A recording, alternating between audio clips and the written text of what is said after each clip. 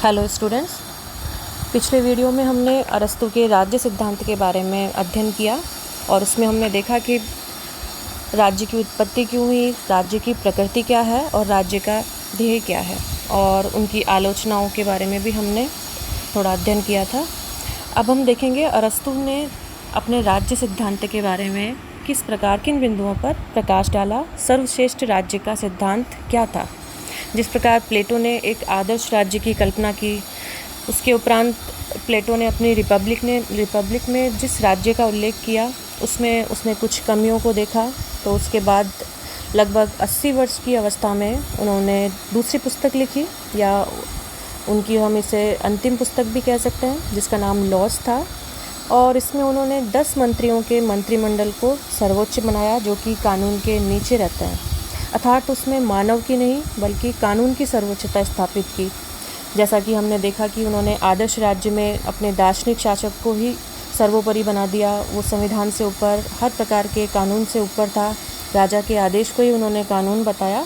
उसके उपरांत उस आदर्श राज्य को उन्होंने धरातल पर कहीं भी नहीं पाया।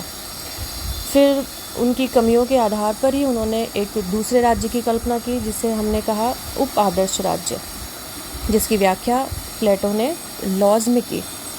और अरस्तू ने उसी उप आदर्श राज्य से प्रेरणा लेकर अपने सर्वश्रेष्ठ राज्य का सिद्धांत प्रस्तुत किया, जिसे कि हम प्लेटो का उप आदर्श राज्य भी कह सकते हैं। अरस्तू ने प्लेटो के उप आदर्श राज्य को पसंद किया, इसलिए सेबाइन कहते हैं कि अरस्तू प्लेटो का दूसरा श्रेष्ठ राज्य अरस्तू का पहला श्रेष्ठ राज्य है। अरस्तू ने अपने सर्वश्रेष्ठ राज्य का नाम रखा पॉलिटी, जिसे हम मध्यम वर्ग का शासन भी कह सकते हैं, मध्यम वर्ग भी कह सकते हैं। और अपने इस सर्वश्रेष्ठ राज्य के पक्ष में कई तर्क रखे। वो इस प्रकार है, इसमें व्यक्ति की नहीं, जो अरस्तू का सर्वश्रेष्ठ राज्य था, जिस राज्य की कल्पना अरस्तु ने की, इसमें व्यक्ति की नहीं बल्कि कानून की सर्वोच्चता होगी। इसलिए शासक कभी भी स्वेच्छाचारी नहीं हो सकता, क्योंकि अरस्तु प्लेटो का शिष्य था और प्लेटो द्वारा दिए गए राज्य के तमाम निष्कर्षों के आधार पर उन्होंने अपने राज्य का सिद्धांत प्रस्तुत किया था। तो वो नहीं चाहता था उनके राज्य में वो कोई भी कमी हो जो प्लेटो के आदर्श राज्य में थी। इसलिए उन्होंने कहा कि उनके सर्वश्रेष्ठ राज्य में कानून की सर्वोच्चता स्थापित होगी, ना कि किसी दार्शनिक शासक, राजा या किसी व्यक्ति विशेष की। दूसरा, ये एक मिश्रित व्यवस्था है जिसमें कुलीन तंत्र और लोकतंत्र का मिश्रण किया गया है। हम कुलीन तंत्र से भी वाकिफ़ हैं और लोकतंत्र का मतलब भी हम समझते हैं। अरस्तु चाहता था कि लोकतंत्र एवं कुलीन तंत्र के गुणों को मिलाया जाए, मतलब सिर्फ लोकतंत्र का एक दूषित रूप उन्होंने जो बताया है वो था भीड़ तंत्र, और कुलीन तंत्र यानी बुद्धिमान लोगों का शासन, जिन लोगों के पास योग्यता एवं क्षमता हो उनका शासन। तो वो चाहते थे कि लोकतंत्र और कुलीन तंत्र, इन दोनों के मध्य की एक धारा को शासक बनाया जाए, अर्थात ये मिश्रित व्यवस्था कहलाएगी, जिसमें कुलीन तंत्र एवं लोकतंत्र का मिश्रण होगा। तीसरी चीज़ अरस्तु बताते हैं कि इसमें मध्यम वर्ग का शासन होगा। देखिए, प्लेटो ने जिस प्रकार सिर्फ उच्च वर्ग की बात की, उच्च वर्ग में से जो पढ़ा लिखा एक वर्ग होगा, उसमें से भी जो सबसे ज़्यादा ज्ञानवान पुरुष होगा वो दार्शनिक शासक होगा। निम्न वर्ग को बिल्कुल वो दीनहीन मानकर चलते हैं। जैसा कि व्यक्ति की आत्मा के गुणों के आधार पे उन्होंने विवेक, साहस और तृष्णा, जो 3 तत्व आत्मा के, उनके आधार पे उन्होंने समाज का भी 3 भागों में विभाजन किया। लेकिन वो शासक सिर्फ उच्च वर्ग में से ही चाहते हैं। इसके विपरीत अरस्तु मध्यम वर्ग का शासन चाहते हैं, क्योंकि अरस्तु मध्यम मार्ग को स्वर्ण मार्ग मानते हैं।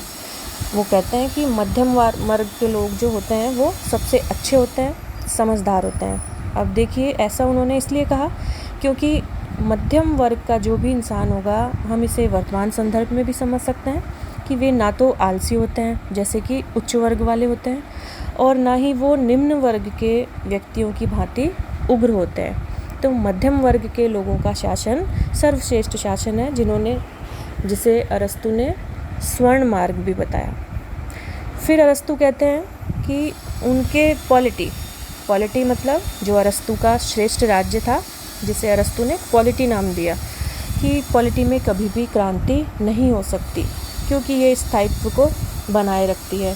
जैसा कि हमने अरस्तु के क्रांति सिद्धांत में पढ़ा कि अरस्तु की जब आलोचना की गई तो आलोचना में ये भी कहा गया कि अरस्तु यथास्थितिवादी या रूढ़िवादी है, मतलब वो क्रांति के पक्षधर नहीं है। और क्रांति का अर्थ उन्होंने बताया है कि किसी भी प्रकार का परिवर्तन, अगर वो आर्थिक क्षेत्र में है तो आर्थिक क्रांति, धार्मिक क्षेत्र में है तो धार्मिक क्रांति, इसी प्रकार अगर वो राजनीतिक क्षेत्र में है तो राजनीतिक क्रांति।